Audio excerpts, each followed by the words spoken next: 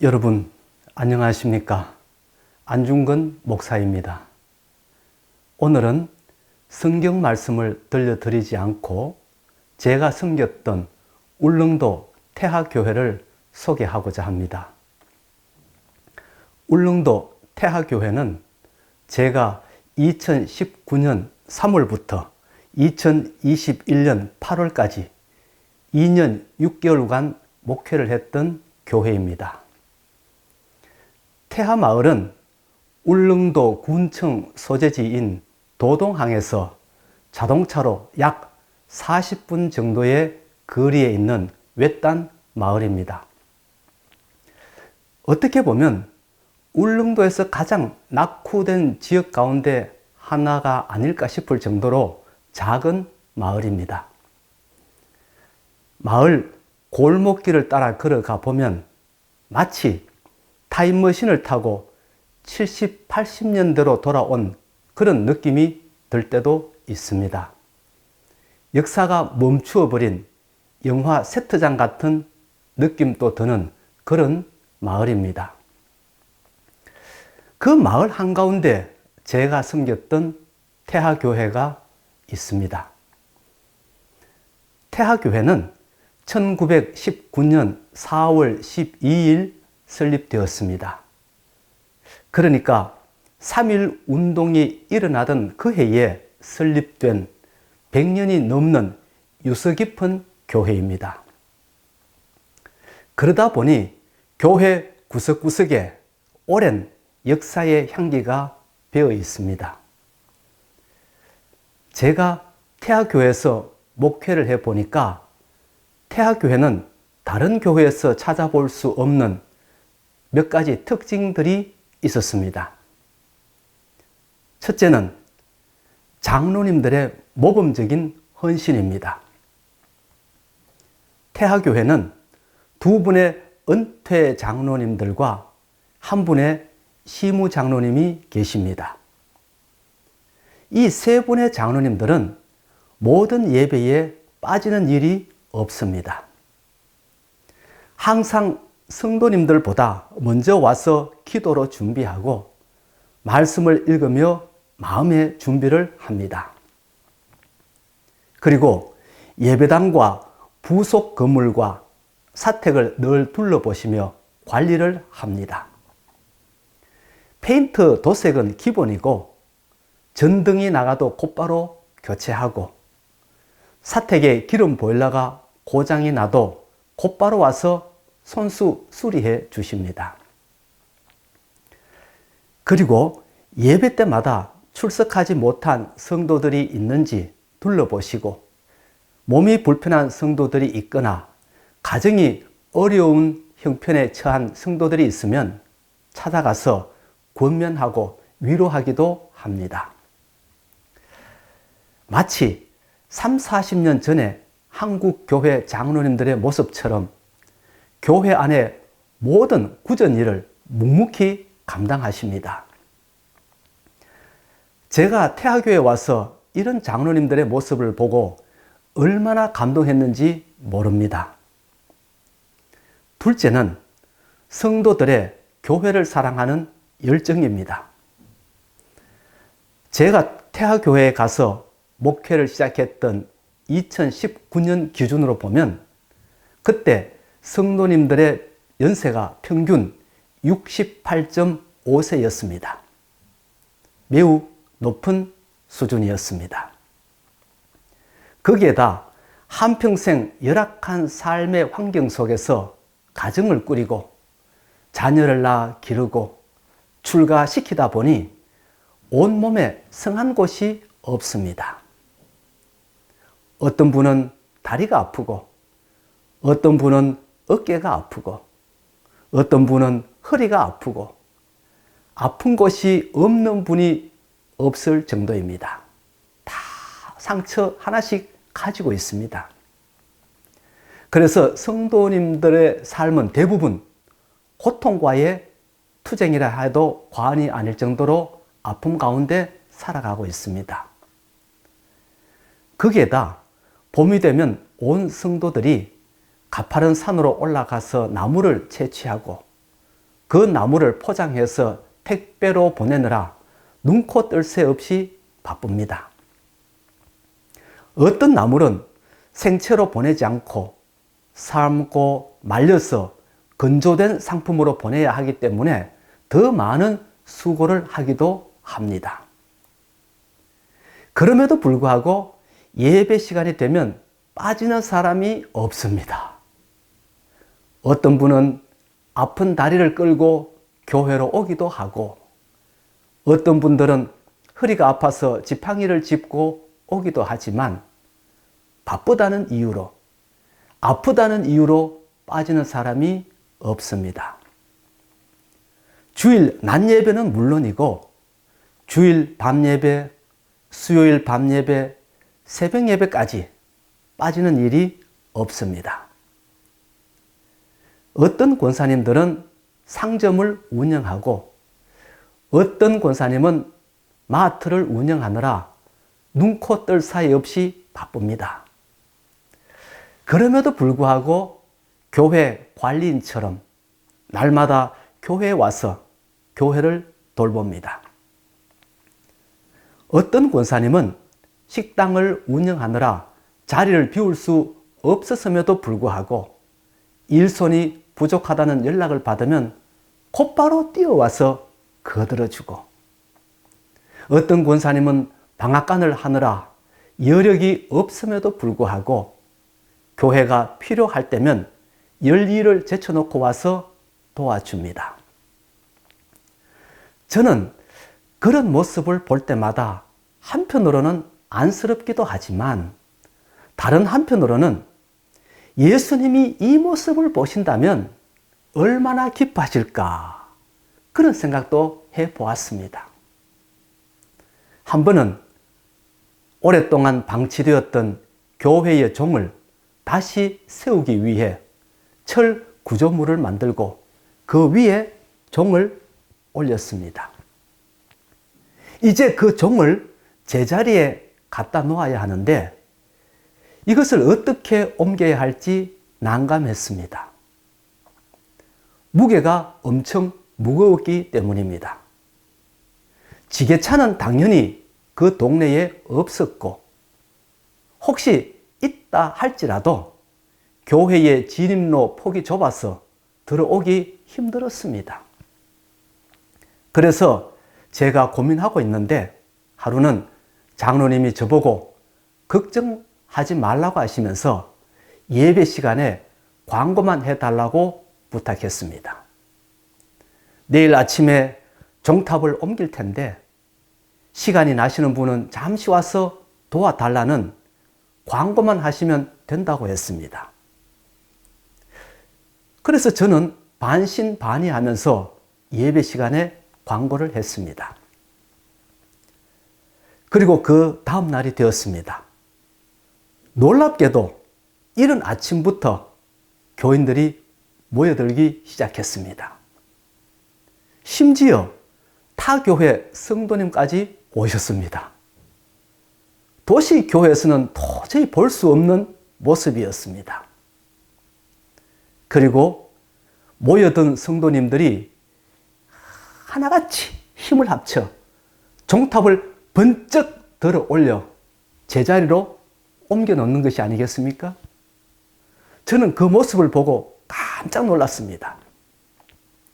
그리고 속으로 이것이 바로 교회다 하고 소리쳤습니다.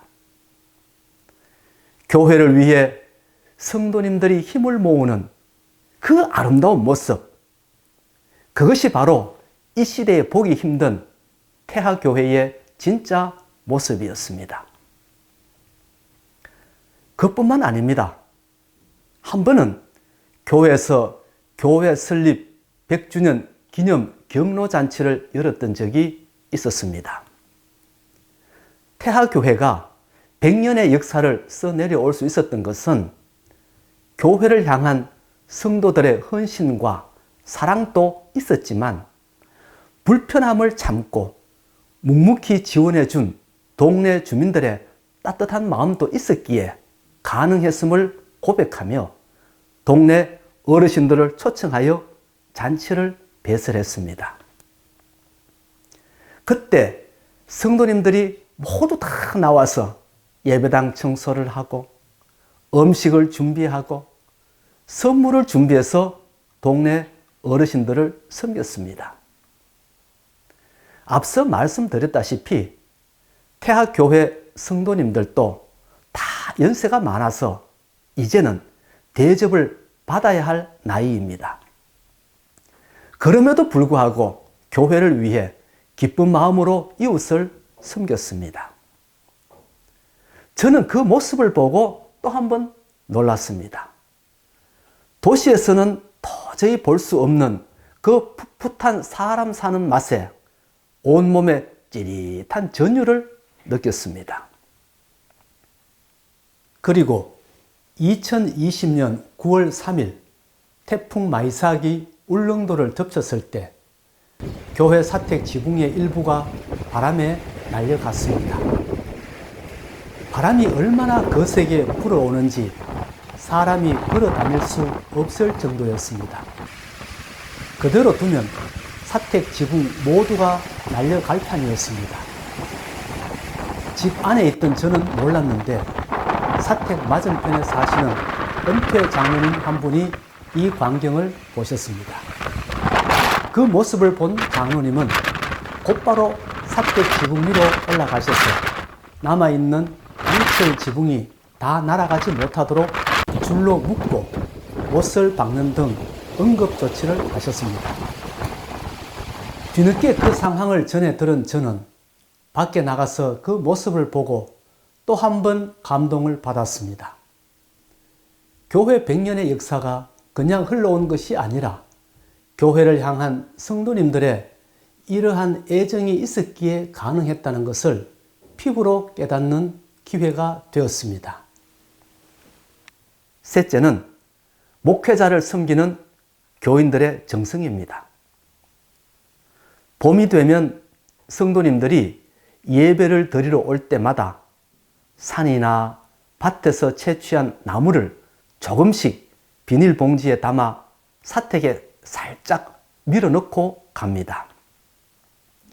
어떤 분들은 자기 밭에서 재배한 채소나 작물을 거둘 때마다 항상 첫 열매를 봉지에 담아 사택에 갖다 놓고 갑니다. 도시 교회에서는 볼 수 없는 풍경이지요. 저는 그것을 볼 때마다 눈물이 핑 돌았습니다. 검은 비닐봉지에 담긴 그 나무를 돈으로 환산하면 얼마 되지 않지만 그 속에 들어있는 성도들의 사랑과 정성은 세상 그 어떤 것보다 귀하고 귀한 것이었습니다. 저는 그때 이런 교회에 목회할 수 있도록 허락하신 하나님께 얼마나 감사했는지 말로 다 할 수 없습니다. 넷째는 예배 시간마다 뜨겁게 기도하고 찬양하는 자세입니다. 태하교회는 1년 365일 새벽 예배를 드리는 것은 물론이거니와 주일 낮 예배, 주일 밤 예배, 수요일 밤 예배 이렇게 일주일에 3번씩 예배를 드렸습니다. 제가 부임하던 해에는 금요일 밤 연합 구역 예배까지 있었습니다. 정말 예배가 많았습니다. 그럼에도 불구하고 예배에 지각하는 성도님들이 없었습니다. 그리고 새벽 예배를 제외한 모든 예배 시간에는 예배 시작 20분 전부터 찬양을 합니다. 제가 부임했을 때는 75 되신 장로님이 인도하셨습니다. 그 연세에 찬양을 인도하는 것 자체가 하나의 기적이 아니겠습니까? 여러분 그렇지 않습니까? 그러다가 환갑을 넘긴 권사님이 그 뒤를 이어 찬양을 인도했습니다. 아주 충성스럽게 사역을 감당했습니다. 그래서 저는 찬양을 인도하는 그 모습을 보기만 해도 은혜가 되었습니다. 이 낙도의 시골 교회에 이런 분들이 계신다는 것만으로도 위로가 되었고 힘이 되었습니다. 그리고 제가 부임했을 때는 피아노 반주를 한 명뿐인 청년 자매가 했습니다. 그런데 그 모습을 보면 또 은혜가 되었습니다. 왜냐하면 태하교회에는 자기 또래 청년이 아무도 없기 때문입니다. 모두 할아버지, 할머니 뻘 되는 분들만 계셨습니다. 그럼에도 불구하고 그 자매는 새벽 예배를 제외한 모든 예배에 나와서 반주를 해 주었습니다. 심지어는 반주를 하면서 찬양 인도를 할 때도 있었습니다. 그러니 어찌 감동이 안 되겠습니까? 그리고 반주를 하는 자매가 어쩌다 육지에 나갈 일이 있어서 반주를 할 수 없게 되면 은퇴하신 장로님이 나와서 반주를 했습니다. 그런데 그 장로님은 피아노를 정식으로 배워본 적이 없는 분입니다. 독학으로 피아노를 배워서 반주를 하셨습니다. 그래서 그 모습을 보기만 해도 또 은혜가 되었습니다. 여러분, 생각해 보세요. 한평생 농사를 짓느라 거칠 대로 거칠어진 그 큼지막한 손으로 피아노 반주를 한다고 생각해 보세요. 상상만 해도 감동이 되지 않겠습니까? 그래서 저는 그 장로님이 반주를 하실 때마다 가슴이 뭉클했습니다. 그리고 주일 밤 예배 시간에는 가정별로 나와서 찬양을 했고, 금요일 밤 연합 구역 예배 시간에는 구역별로 나와서 찬양을 했습니다. 그런데 어떤 가정은 연세 드신 할아버지, 할머니 한 분만 나와서 찬양을 하기도 했습니다.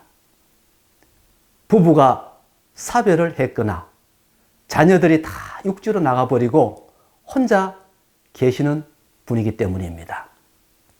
그럴 때는 찬양하는 본인도 쑥스럽고 부담스럽기도 했겠지만 그것 때문에 빠지는 가정은 별로 없었습니다.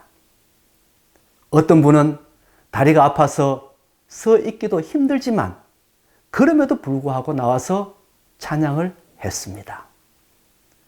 저는 그런 모습을 보고 여기가 바로 천국이 아닐까 하는 생각을 해보았습니다. 지금 한국 교회 안에는 익명의 그리스도인들이 많습니다. 자기를 노출시키지 않고 예배만 드리고 조용히 바람처럼 사라지는 그런 교우들이 많습니다.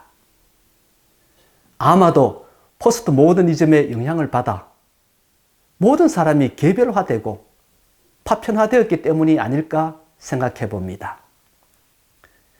그러다 보니 한 교회에 출석하는 성도님들이라도 함께 어울리는 것이 싫고, 남이 나를 아는 것도 싫고, 내가 남을 아는 것도 싫고, 그래서 군중 속에 묻혀서 신앙생활을 하는 사람이 많습니다. 이러한 한국 교회의 모습은 공동체로 존재해야 할 교회의 모습에 커다란 도전이 아닐 수 없습니다. 그래서 저는 여러분들에게 태하교회를 소개하고 싶었습니다. 태하교회는 공동체 정신이 아직도 살아있는 교회입니다. 어쩌면 이런 교회의 모습이 조만간에 끝나지 않을까 싶습니다. 그래서 안타까운 마음으로 유튜브를 통해 태하교회를 소개하고 싶었습니다. 혹시 기회가 되시면 태하교회를 방문해서 함께 예배 드려보세요. 그러면 신앙의 새로운 세계를 볼 수 있을 겁니다. 물론 태하교회 안에도 사람들이 모인 곳이라 아픔도 있고 갈등도 있고 다툼도 있습니다. 그래서 서로 의견 충돌로 인해서 마음 아파할 때도 있습니다. 그러나 그럼에도 불구하고 태하교회는 교회의 공동체성이라고 하는 아주 중요한 자산을 가지고 있는 교회입니다. 그 공동체 정신을 한번 느껴보고 싶은 분들이 계신다면 태하교회를 방문해서 함께 예배 드려 보세요. 그러면 여러분들의 마음도 그 모습을 보는 순간 따뜻해질 것입니다. 그리고 신앙생활에 힘을 얻을 것입니다. 감사합니다. 여러분 안녕히 계십시오.